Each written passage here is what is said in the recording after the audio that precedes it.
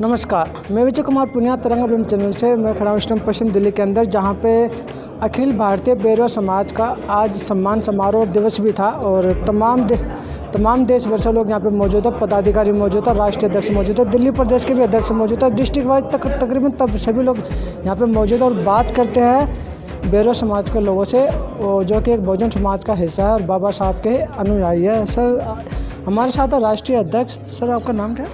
मैं रमेश जोरिया हूँ, संरक्षक हूँ, पर लेकिन आपके जो क्वेश्चन थे, जो टाइटल वगैरह थे, वो थोड़े से गलत हो गए थे, तो सॉरी, प्लीज़ करेक्ट दिस। और बाकी जो भी आपने क्वेश्चन पुट अप करने हैं, you may kindly put up and I will reply accordingly. सबसे पहले तो सर आपका हमारे चैनल पर स्वागत है। थोड़ा बताइए सर बेरवा समाज के बारे में बता दो। हाँ, बेरवा समाज जो है हमारा, बेरवा समाज जो हमारा है, काफ़ी एक डायनामिक लीडरशिप प्रदान कर सकता है अगर उसको अपॉर्चुनिटी मिले। अब मैं दिल्ली से रिलेटेड आपको सिचुएशन बताता हूँ कि आपका जो सर्वे है 2001 में किया गया, जिसके अंदर बेरवा समाज के 85,000 लोगों का रिप्रेजेंटेशन दिखाया गया है और टोटल दिल्ली की जो पॉपुलेशन है वो करीब 2 करोड़ के करीब है, 1.5 और 2 करोड़ के बीच में। और SC ST का जो रिप्रेजेंटेशन है ओवरऑल दिल्ली के अंदर मात्र जो है 22 लाख के करीब इन्होंने दिखाया है। अब जब हम लेते हैं पॉलिटिकल सिनेरियो के अंदर, मेंबर ऑफ पार्लियामेंट दिल्ली से कितने जाते हैं? मात्र जो है 7 जाते हैं। अगर 1.5 लाख की पॉपुलेशन लेते हैं तो उसमें 22 से लेकर 25 लाख जो बेरवा इसके SC ST के जो रिप्रेजेंटेशन है वो आता है। तो उसके हिसाब से हमारा SC ST का जो रिप्रेजेंटेशन है पार्लियामेंट के अंदर 2 सीटों का बनता है, जबकि हमें देते क्या हैं? 1। इसी तरीके से पूरे ऑल ओवर ब्यूरोक्रेसी के अंदर भी यही हालत है कि SC ST को कोई प्रॉपर रिप्रेजेंटेशन नहीं मिलता। उनकी सीटों पे क्या होता है, आप मज़े की बात है कि एडवर्टीज़मेंट दे दी या सिलेक्शन प्रोसेस में ले आए और उसके बाद क्या करते हैं ये लोग कि उन सीटों को डी रिजर्व कर देते हैं। 3-4 अटैम्प्ट लेते हैं, कहते हैं जी नॉट फाउंड सूटेबल। क्या है ये? हमारा SC ST कमीशन है वो भी एक नदारद भूमिका कर रहा है, वहाँ पे भी पूरा स्टाफ नहीं है, यानी कि कुल मिला के SC STओ को बिल्कुल साइडलाइन कर दिया जाता है। सिमिलरली हमारा बेरवा समाज जो है उसका रिप्रेजेंटेशन पॉलिटिकल सिनेरियो के अंदर बिल्कुल नाम मात्र का भी नहीं है, क्योंकि हमारे पास बेरवा समाज का एक व्यक्ति डायमंड है, डायमंड ईमानदार आदमी है हमारी समाज का एक आदमी, पर लेकिन उसकी कदर जो है राजनीतिक दल नहीं जानता। अब बेरवा समाज के अंदर वो जागृति आ चुकी है कि हमें अपने अधिकार आसानी से तो नहीं मिलेंगे, हमें इनसे छीनने पड़ेंगे। करना कैसे पड़ेगा हम लोग अपने अधिकारों को प्राप्त करने के लिए? करना क्या पड़ेगा? पढ़न अपने अधिकारों के लिए क्या करना पड़ेगा हम लोगों को? हमें अपने अधिकारों के लिए, देखिए, हार्ड वर्किंग तो हमें करना ही करना है, प्रयास करना है। आपको डे एंड नाइट लेबर करनी पड़ेगी। मैं आपको फॉर एग्जांपल मैं आपके सामने एक उदाहरण पेश करता हूँ। मुझे अपनी तारीफ़ ही नहीं करनी चाहिए, क्योंकि मेरी जो पढ़ाई थी 10वीं क्लास में छूट गई थी। मैं दिन में काम करता था, रात को पढ़ता था, नाइट स्कूलों में पढ़ा, LLB की, LLM किया, PhD की, दुनिया भर की मैंने क्वालिफिकेशंस एक्वायर की। और उसके बाद मैंने ट्रेड यूनियन भी चलाई हैं, RWA भी चलाई है, हर तरीके की सोसाइटीज़ को मैंने लीड किया है। परंतु सही मार्गदर्शन के लिए हमें बड़ा स्ट्रगल करना पड़ता है, हर कदम पे स्ट्रगल करना पड़ता है। अब मैं आई रिटायर्ड एज और भी तो होने देखो, अभी जो पिछले 6 सालों के अंदर सारी के सारी जितनी सरकारी एजेंसी थी प्राइवेट हो चुकी है। हाँ। एक तरह से आरक्षण खत्म हो गया, नौकरियां भी खत्म हो गई। बिल्कुल। अपना बहुजन समाज जो 100 साल पीछे ही चला गया, क्योंकि नौकरी आप तो 100 साल की बात कर रहे हैं। मैं कहता हूँ कि हमारे बहुजन समाज को कोई राइट दिया ही नहीं इन्होंने। जो इन्फ्रिंजमेंट होते हैं ना राइट के नाम पे, जो हमारे जो मौलिक अधिकार हैं, जो संविधान के अंदर गारंटीड है, आप उठा के देख लीजिएगा आर्टिकल 21 के बाद में 32 तक आप उठा के देख लीजिएगा कि मौलिक अधिकार की हम बात करते हैं। मौलिक अधिकार किसको दे रहे हो आप? मौलिक अधिकार तो हमारे ख़त्म हो गए। जहाँ जो समाज अपने मौलिक अधिकार के ऊपर कब्जा नहीं कर सकती, वहाँ वहाँ समाज का अस्तित्व खत्म हो जाता है। तो बेहतरीन ये है कि हम लोगों को अपने मौलिक अधिकारों को प्रोटेक्टेड रखना है, उसको हमने छीनना है। हमें आसानी से कुछ नहीं मिलता। अब आप देखिए 1985 में 1975 में स्पेशल ड्राइव चलाया गया था। उस स्पेशल ड्राइव में क्या था, SC ST के लिए वैकेंसियाँ रिजर्व होती थी। अब मेरे पास भी एडमिनिस्ट्रेटिव पोजीशन थी, तो वहाँ क्या है, वैकेंसी निकाल दी अकाउंटेंट के लिए कि all post are reserve for scheduled caste and scheduled tribe. अब दिल्ली में शेड्यूल्ड ट्राइब तो है नहीं।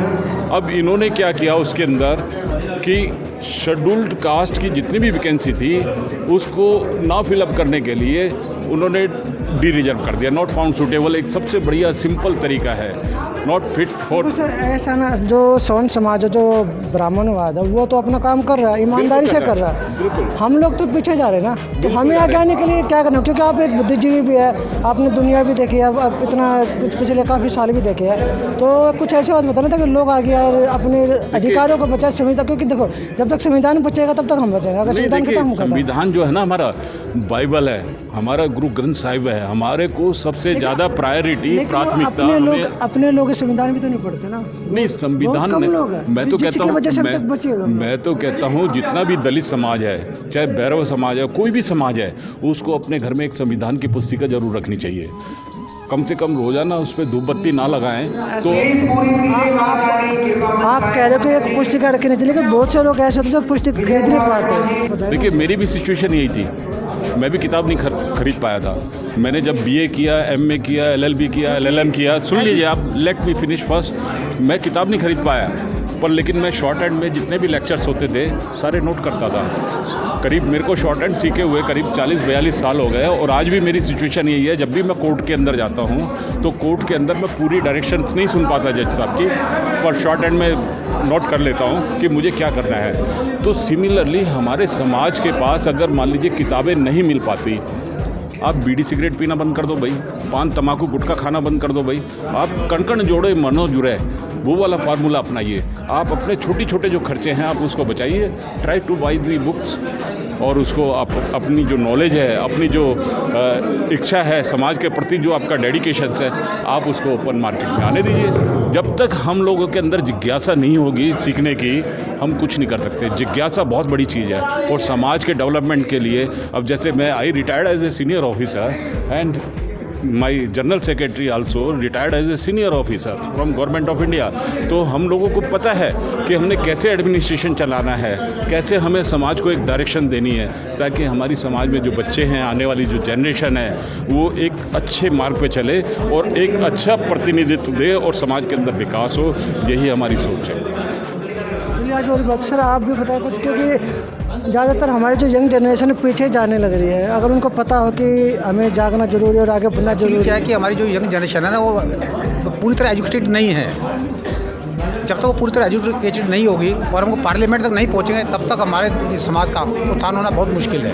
लेकिन राजनीति से तो लोग चिढ़ते भी थे अपने समाज के लोग। हमको जाना पड़ेगा पार्लियामेंट में, हमको एंट्री करना पड़ेगा, उसके लिए एफर्ट्स करना पड़ेगा। जब तक पार्लियामेंट में एंट्री नहीं करेंगे हम कुछ नहीं कर सकते, क्योंकि औरों के साथ हम कंपैरिजन कैसे करेंगे। उसके लिए बेटर यही हमारे लिए बेटर है कि हमको एजुकेटेड होना पड़ेगा, तभी हम पार्लियामेंट तक पहुँचेंगे। तो देखिए, SC ST एक्ट के ऊपर, scheduled caste scheduled tribe act के ऊपर क्या है कि आपका एक स्पेशल कोर्ट होगा जी दिल्ली के अंदर। यहाँ कोई स्पेशल कोर्ट नहीं है। अब उन कोर्टों के अंदर किस आदमी को बिठाया हुआ है न्याय के लिए?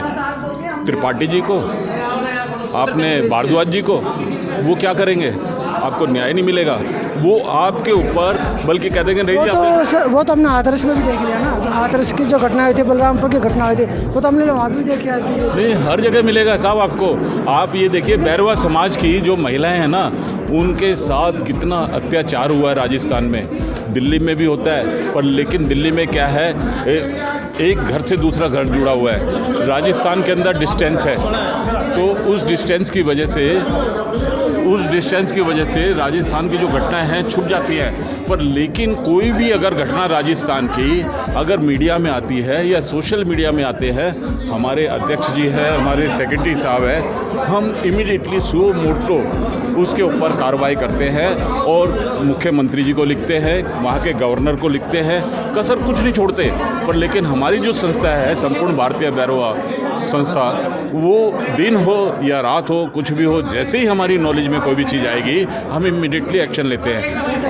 अब आपने बताया कि जैसे आपकी संस्था भी मेहनत कर रही है, काम कर रही है, समाज के लिए काम कर रही है, अगर ऐसे कम से कम हज़ारों संगठन आगे के सब लोग एक मंच पर नहीं आ सकते? नहीं, इट इज़ वेरी डिफ़िकल्ट। हर आदमी की अपनी आइडियोलॉजी होती है। अब हमारी जो संस्था है वो अलग अलग रहेगा तो तोड़ दी जाए। लेट मी फिनिश कि देखिए, हर संस्था की अपनी आइडियोलॉजी है, हर आदमी का अपना दिमाग है, हर आदमी का अपना काम करने का तरीका है। हमारी आइडियोलॉजी शराबियों से नहीं मिलेगी, भ्रष्टाचारियों से नहीं मिलेगी, क्योंकि लोग संस्था बनाते हैं सिर्फ करप्शन करने के लिए, लोगों से चंदा वसूलने के लिए और नाजायज़ अपनी इंजॉयमेंट करने के लिए वो संस्था बनाते हैं। हम लोग बिल्कुल डिफरेंट है। हमारी संस्था नई है और सारे खाते पीते घर के हैं, हमें किसी का कोई पैसा नहीं चाहिए। तमाम संस्था को एक मैसेज तो देता कि एक मंच पे आए। नहीं, संस्थाएं देखिए अपने आप समझदार लोग हैं वो लोग। उनकी जब आइडियोलॉजी, मान लीजिए सन 1946 का वो क्लेम करते हैं कि हम 46 के बने हुए हैं। आप मुझे बताइए उनके पास 46 से लेके कितने साल हो गए? करीब 75-76 साल हो गए। अगर एक साल में उन्होंने 100 रुपया अपना अकाउंट में भी डाला है तो 46-47 साल में कितना रुपया बन जाता है? आप हमें अकाउंट फोर करवा दीजिए। तो आइडियोलॉजी इज़ डिफरेंट। उन्होंने कुछ बनाया नहीं है, सिर्फ लोगों को मिसगाइड किया है, क्योंकि इसमें एजुकेशन का लोगों का अभाव है, जिसकी वजह से उन लोगों ने अपने घर भरे हैं और समाज को जो है अंधकार में रखा है उन लोगों ने। तो सर, तमाम युवाओं को, बहुजन समाज के तमाम युवाओं को कोई ऐसा मैसेज देता कि वो बाबा साहब की तरफ आए? हाँ, हम तो यही मैसेज दे रहे हैं कि एजुकेशन पे ज़्यादा ध्यान दिया जाए। एजुकेशन, हाँ, मेन एजुकेशन। उसके अलावा कुछ और कहना चाहोगे? हाँ जी, उसके अलावा कुछ और कहना चाहोगे? नहीं, जब तक एजुकेशन नहीं होगी हम कुछ भी नहीं कर सकते। एजुकेशन होगी तो हम कुछ कर सकते हैं। First priority education. मैं आपको भागीदारी भी नहीं है ना हमारी तो? हाँ जी, भागीदारी भी नहीं है ना संस्थाओं के अंदर, तो भागीदारी भी खत्म। नहीं, संस्थाओं को देखो, हम भी कोशिश करें, दूसरी संस्थाओं के साथ भी कोऑर्डिनेट करते हैं, ऐसी बात नहीं है। सामाजिक संस्थाओं में हमारी भागीदारी खत्म होती जा रही है। कब हुई भागीदारी? कब हुई? जब हम एजुकेशन, हमारे पास एजुकेशन, हाँ, तो इसीलिए ना, क्योंकि हम एजुकेटेड नहीं है, हमें नॉलेज नहीं किसी बारे में। मैं तो सीधी सी बात कहता हूँ कि सारी संस्थाओं ने जो दुकानें खोली हुई है ना करप्शन की, वो अपनी दुकानों को बंद करें और संपूर्ण भारतीय में मिल जाए। देखिए कैसे नहीं तरक्की करती हमारी समाज और हमारी सोसाइटी। अब मैं आपको बताऊं, जस्टिस आर भोले थे, उन्होंने बाबा साहब के साथ काम किया, ठीक है जी, बाबा साहब के साथ काम किया, और बल्कि उनके जो अटेंडेंट थे उनसे मेरी बात हुई, ये जनपद पे 11 नंबर में वहाँ पे थे। उन्होंने कहा बाबा साहेब जो थे वो रात नहीं सोते थे, उनको इंजेक्शन, हाँ, पढ़ते थे, नहीं सोते थे, इंजेक्शन लेना पड़ता था तब वो सोते थे। उनसे पूछा कि ये भाई बाबा साहब आप सारी रात आप पढ़ते हो? कहते मेरा समाज सोया हुआ है तो मुझे काम तो करना पड़ेगा। तो सेम हमारी सोसाइटी के अंदर भी अब रात को देखिए इनके पास मोबाइल फ़ोन पे मेरी कितने बजे बात हुई? रात को 3 बजे हम लोगों का कोई टाइम नहीं है।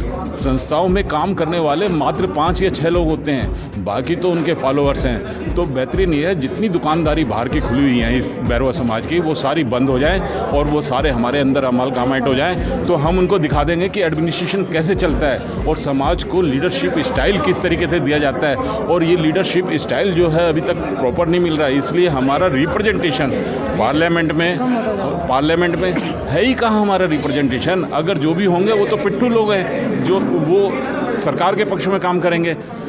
और इसी तरीके से हमारा विधानसभा में कितना रिप्रेजेंटेशन है, मैंने कुल मिला के आपको आंकड़े बताए कि आंकड़ों के हिसाब से देखा जाए हमारा रिप्रेजेंटेशन कहीं स्टैंड बाय नहीं करता। हम लोगों को और मजबूत होना पड़ेगा और उसके लिए मीडिया का बहुत बड़ा रोल है, और वही अगर हमारी मदद करेगा तो हम ज़रूर एक दिन अपनी मंजिल हासिल करेंगे। सर ने बताया कि हमारा जो रिप्रेजेंटेशन ख़त्म होता जा रहा है, समाज क्यों टूटने लग रहा है। अगर समाज को इकट्ठा होना और आगे बढ़ना तो सबसे पहले तो हमें एजुकेट होना पड़ेगा, बाबा साहब को सबसे पहले पढ़ना पड़ेगा। और अगर आप अपने बच्चों को आगे बढ़ाना चाहते हो तो बाबा साहब को पढ़ाओ। जितना बाबा साहब को पढ़ाओगे आपके बच्चे आगे बढ़ेंगे, देश आगे बढ़ेगा, जो आज की ज़रूरत है। तो मैं विजय कुमार पुनिया, तिरंगा चैनल से, तो मुझे दीजिए इजाज़त, धन्यवाद। और जितना हो सके इस वीडियो को शेयर कीजिए, लाइक कीजिए और सब्सक्राइब जरूर कीजिए इस चैनल को। हमारे साथ इस वक्त राष्ट्रीय उपाध्यक्ष है संपूर्ण भारतीय बेरोजगार विकास संस्था का राष्ट्रीय उपाध्यक्ष, उनसे भी बात करते हैं। सर सब पहले अपना नाम बता दीजिए। मनोज बैरवा। जय भीम साथियों, मैं मनोज बैरवा और संपूर्ण भारतीय बैरवा विकास संस्था पंजीकृत का एक सदस्य, राष्ट्रीय उपाध्यक्ष। बाबा साहब के आशीर्वाद से, बड़े भाइयों के सहयोग से, समाज के आशीर्वाद से आज मुझे इस मंच से बोलने का मौका मिल रहा है। समाज की प्रगति और उन्नति के लिए हम सभी युवाओं को मैं आपसे जस्ट ये जानना चाहूँगा, क्योंकि बाकी सारी बातें जो सीनियर थे उन्होंने बताई दी है, मुझे सिर्फ ये बताएं कि जो बहुजन युवा लोग हैं वे आगे कैसे आए ताकि वो समाज के लिए काम कर सकें। सर, सामाजिक संस्थाएं, सामाजिक संचार की जो गतिविधि आजकल चल रही है, युवा बहुत तेज़ी से आगे आ रहे हैं। जो हमारे वरिष्ठ हैं, जो हमारे सीनियर हैं, वो लोग अब बहुत तेज़ी से समाज को और युवा लोगों को आगे निकाल रहे हैं। इसमें कोई शक नहीं है, चाहे वो बैरवा समाज हो, दलित समाज के अन्य कोई साथी हो, बैरवा समाज के अंदर भी बहुत तेज़ी से युवाओं को भरपूर समर्थन और मौका मिल रहा है। हमारे बड़े भाई और हमारे अन्य समाज से, गैरा समाज से भाई, हमारे सभी का समर्थन मिलता है और युवाओं को बहुत तेज़ी से आगे ला रहे हैं। सर, कुछ संदेश देना चाहोगे? कुछ तो दो सब समाज के लिए। तो ये थे हमारे साथ जो बहुजन समाज के लोग थे, बैरवा समाज के लोग थे। उन्होंने काफ़ी सारी बातें बताई कि समाज क्यों पीछे जा रहा है और इसको आगे आने के लिए हमें क्या करना पड़ेगा। सबसे पहले तो शिक्षित होना पड़ेगा, शिक्षा की तरफ आगे आना पड़ेगा। तो ये सारी बातें थी जो मैंने इनसे बात की और आप लोगों को जानकारी मिली। तो आप लोग भी आगे आए, समाज से जुड़े, बहुजन संगठनों से जुड़े, बाबा साहब के मिशन से जुड़े और आगे बढ़े।